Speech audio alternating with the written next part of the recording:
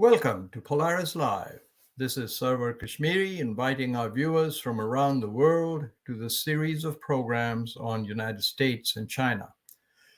This program is brought to you live in conjunction with the Foreign Policy Association of New York. Polaris Live is in its third year of operation, and I want to thank our global viewership for your support, your confidence, and our unbiased coverage of the most consequential relationship of our time and its impact on the world. Please feel free, since this program is live, to send us a question through the chat function on your screen.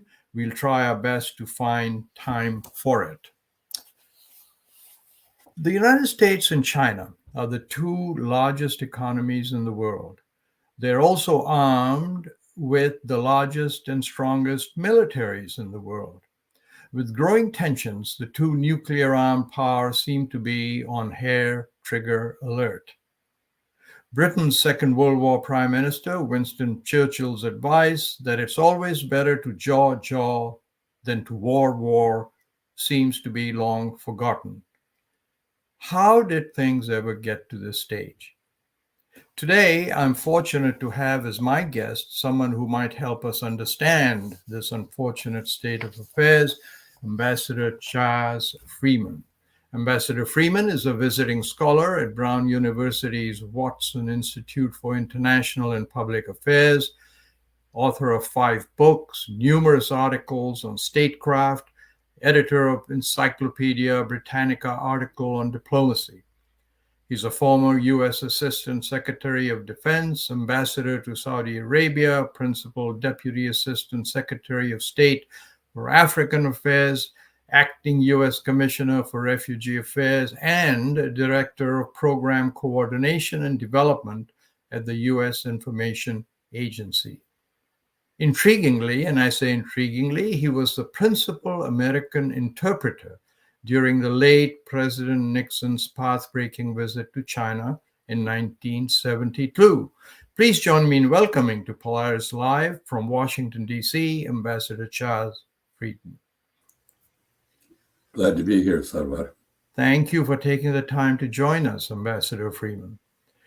I want to start off by asking you were literally present at the creation of the modern U.S.-China relationship by being a part of the historic team that traveled with President Nixon to Beijing to connect China with the United States and the world, a development that changed the world, I might say. So I'll put the question to you, considering the face-to-face, eyeball-to-eyeball position of the two countries, how did the U.S. and China relations come to this? Well, I think people forget that from 1950, when the Korean War broke out, and following the 1949 Communist Revolution in China, until 1971, the United States and China had no dialogue whatsoever. It was except a series of very rigidly controlled meetings in Warsaw, Poland, between ambassadors of the two countries.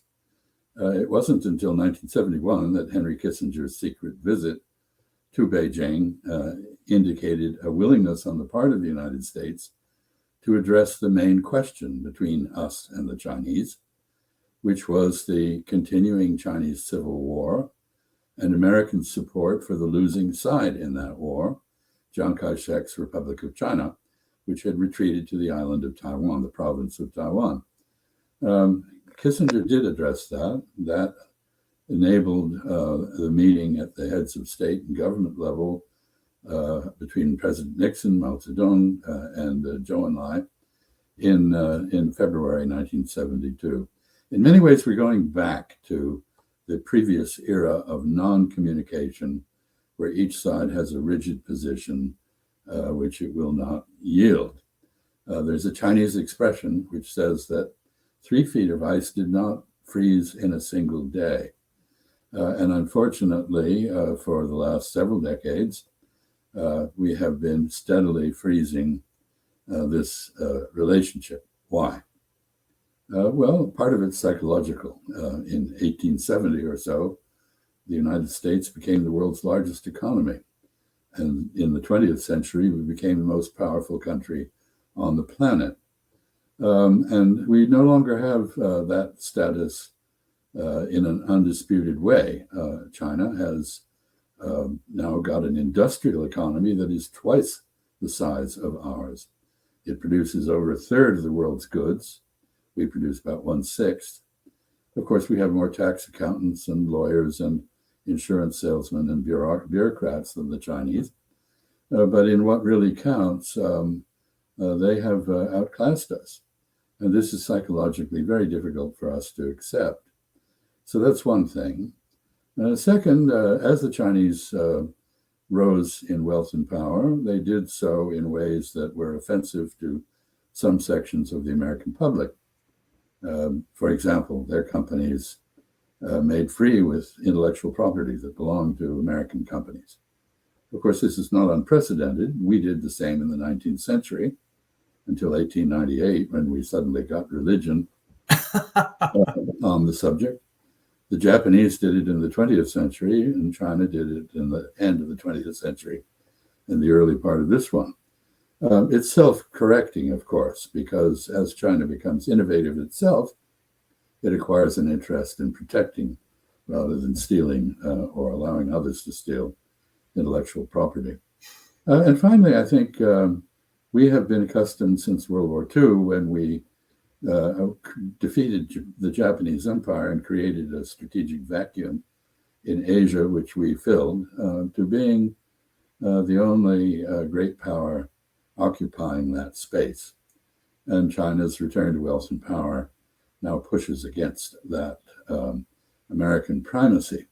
Again, this is partly psychological, partly a military dimension. So I think that there are many factors. I could go on, but I won't. The factors you've mentioned, how important do you think is this one facet that you've highlighted, which is, are we really ready to accept another power that is eyeball to eyeball with us? Have we gotten so used to being the only game in town that it really, from a DNA, we cannot accept it? How important do you think that is? I think it's very important. We are at the moment in a state of distress domestically. Very few people in the United States retain the optimism for which we were always famous. There's a great deal of difficulty. We have created a plutocracy. Social mobility is way down, way below that of European countries now. Income is, as I suggested, maldistributed.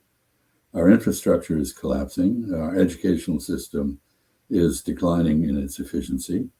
And we are less innovative, although we still remain quite innovative. So we have grave doubts about ourselves. And in this context, we see what Fareed Zakaria correctly called the rise of the rest, meaning countries like China, India, or a reassertive Russia, not to mention Japan, a great power that is a rival of ours in the economic sphere, and even parts of the Arab world right. coming up. And this is very disturbing. And it seems that our principal objective in foreign policy is to maintain our primacy. And we don't really know how to do this, because during the Cold War, we led a block of nations we somewhat facetiously called the free world. Much of it wasn't very free, but it was free in the sense that it was not part of the Soviet bloc. And we were primus inter pares. Others followed us in an almost feudal fashion. And this is all disappearing now as a multipolar order. Yes. So this is extremely disturbing, and we have not apparently come to grips with what we need to do to deal with it. It's so it is distressing, as you point out. I know you were deeply connected with the U.S. Information Agency, and when I left India many years ago to come to America, a big reason that I did so was the U.S. Information Service office in Bombay was so close to my college, and I used to go there. They used to coach me when it came to choose university. They helped me select one, apply for it. All of that is gone, isn't it, Ambassador Freeman? When the Soviet Union defaulted on the Cold War and its contest with us for global hegemony, which is what happened. We did not defeat it on the battlefield or otherwise. It gave up.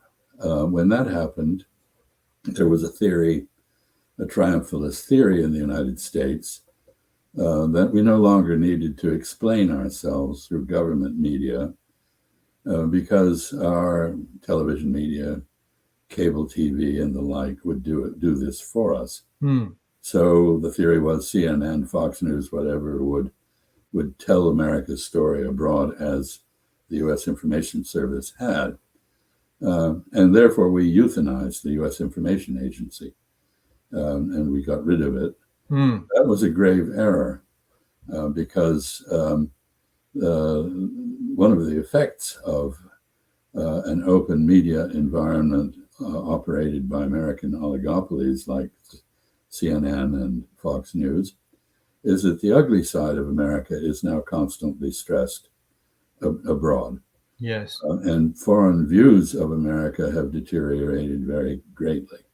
Whether that's justified or not, I don't know. But clearly, all of the problems we exhibit, whether they're racism, gun violence, disrespect for the rule of law, or other facets of our society, are all on ugly view abroad.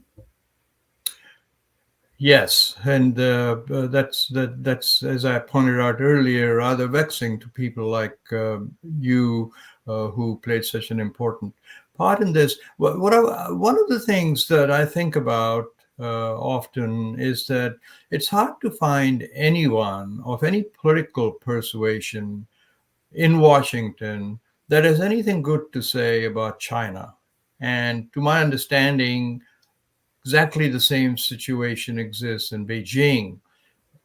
Do you think it will be easy to walk back this consensus of public opinion in both countries? I mean, once we cross that bridge of starting to emotionally hate, if I may use the word, which I know is too strong, hate one another, how can we walk this back? It's going to be very difficult. I fear we will have to go through some terrible disaster, be hit on the head with a 2x4, if you will, to recognize that much of our view of China these days is, in fact, delusional, verging on the psychotic. There's a difference between neurosis and psychosis, which has been explained this way, that neurotics know that psychotics insist that 2 + 2 is 5 and are prepared to kill you to make that point. Whereas neurotics know that 2 + 2 is 4, but are very unhappy about it. We've past the moment of neurosis. We attribute virtually every ill in our society to the Chinese. But it was not they who developed the tax system and the labor management system and the financial capitalism that led to the export of American jobs. It was convenient to export them to China, but as we're now seeing, if you don't see China as an appropriate destination for American jobs, then Vietnam, Bangladesh, Ethiopia, or whatever will do just as well. So our problems are domestically made; they're made in America. But China's become a scapegoat. And piled onto this is the legacy of the security state that we created during the Cold War, a military-industrial complex which depends on having an enemy. When the Cold War ended, we suffered from enemy deprivation syndrome, which is the sick feeling you have when you don't have a clear enemy. And China was put in that place. And China is a convenient enemy because it's very high tech. When we thought that bearded men in caves in Waziristan, men with lice in their beards, were our enemies, there was no justification for high tech weaponry since it was irrelevant. But China is actually out innovating us in some respects in the military sphere. And that makes it a very convenient country to demonize, as we customarily do in our democracy with anyone who opposes us. I want to pick up on this point for just a few more minutes, but allow me to take a moment to remind our viewers that PolarisLive.com is a reader-supported channel. To receive news about upcoming programs and to support our work, please visit my website, kashmeri.com, KASHMERI.com. And now back to my guest, Ambassador Freeman. Defense Secretary Gates used to say, Ambassador Freeman, when he was testifying to Congress, he said that how is it possible that we can in the United States have more military bands than we have foreign service officers? Do you think there's something to that? I mean, a lot of the points that you've mentioned impact directly on the state of our diplomatic muscle. And I wonder if you can just talk a little bit about that. You've had a long, distinguished career and a big perspective. During the Cold War, we came to equate national security with the military alone. That was not how the Cold War began. George Kennan's concept of containment, which was a grand strategy, was primarily diplomatic. And he himself was quite distressed as over the years it evolved to become almost purely military. As I said, we interpreted the Soviet default on the Cold War as a military victory, which it was not. So we tend to analyze the world in military terms. And we have, as General Eisenhower, President Eisenhower warned, developed a military-industrial congressional complex, with the result that our defense budget does not begin with matching resources to a threat analysis, but is basically treated by Congress as a jobs program. We have what some have called military Keynesianism. We use the defense budget to fund research and development in all areas. The defense budget is, by the way, only a small a portion of what we spend on national security. It's about 60%. We're spending almost $1.5 trillion on national security, which makes us by far the most spendthrift country internationally.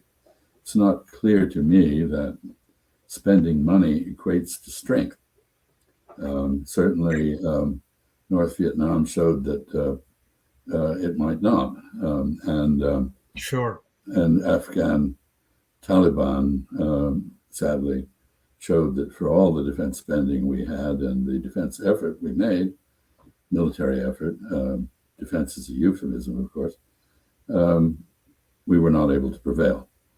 So we have a situation where our foreign policy is essentially military in nature, militaristic, focused on the military.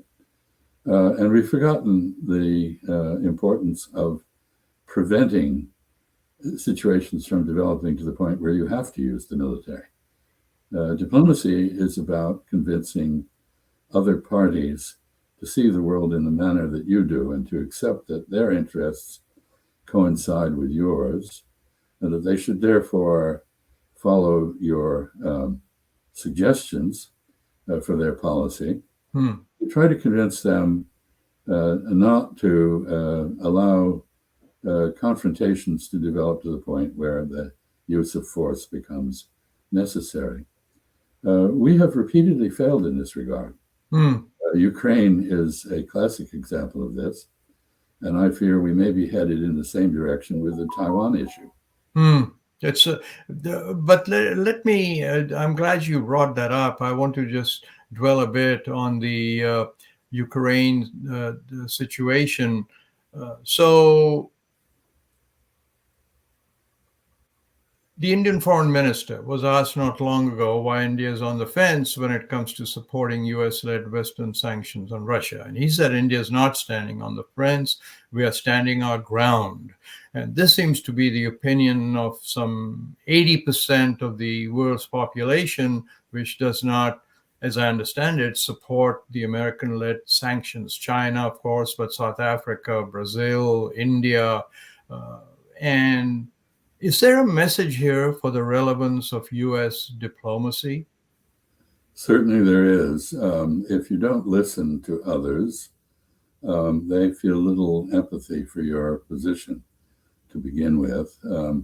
We're talking about, or you're talking about, our Minister Jaishankar, who's, I think, a very wise foreign minister, is talking about what is now called the Global South. I think a better term for it is the one that Sergei Karaganov, the Russian strategic thinker, has applied, and that is, he calls it the global majority. The global majority is no longer content to be directed or bullied, if you will, by superpowers, Russia, the United States, China, or India for that matter. And countries are in around the world are asserting their own independence, their own strategic autonomy, which is the position that India has traditionally taken. And they see no merit in joining the United States in an anti-Russian crusade. And in fact, in the case of countries like India or China or Brazil, for that matter, they regard the reemergence of Russia as a world power, a great influence on the world, as important to sustaining multipolarity. Without Russia, if Russia were destroyed, as some in Washington wish it were broken up like the Soviet Union, it would not be there to buttress a multipolar order, and we might come down to another bipolar world order of the sort that we had during the Cold War, this one perhaps between China and the United States. Nobody wants that. So countries are exercising their own judgment, taking their own positions, and we have not developed, in the absence of any real emphasis on diplomacy, we have not developed a method to persuade them of our rectitude and the correctness of our positions.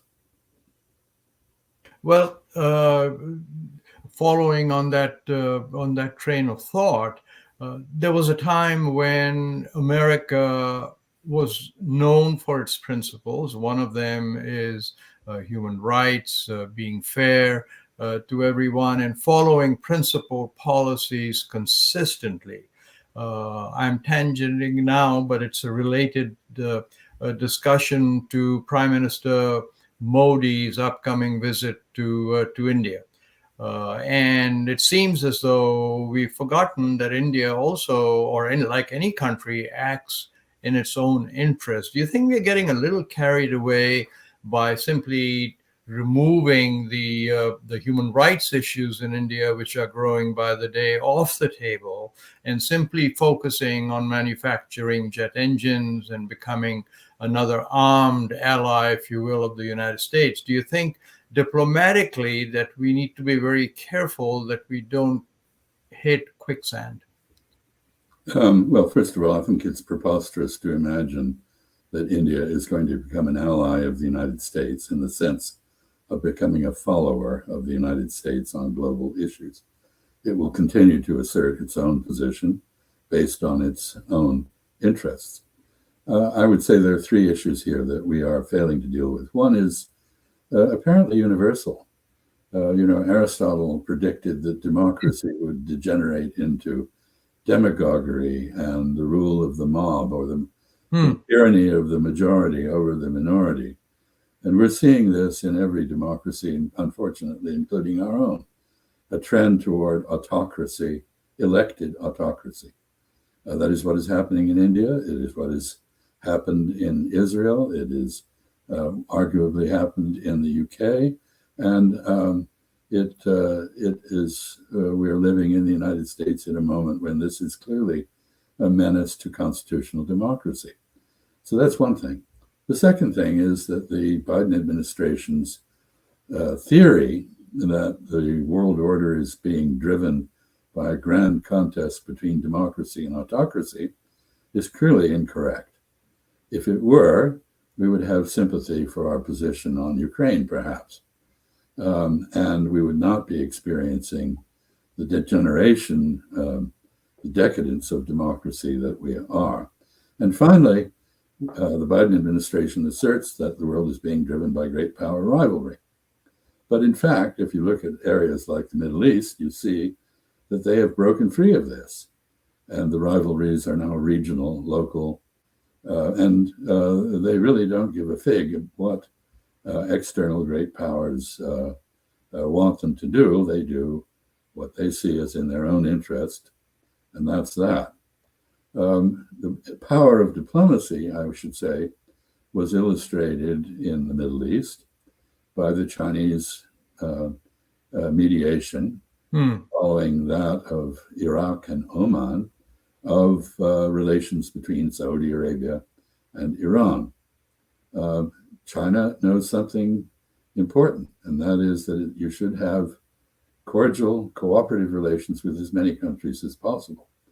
And you should not sever communication, if at all possible. We follow a different drummer on that. Yes. Well, I want to try, we're running close to the half hour, but I want to try and close on an optimistic note.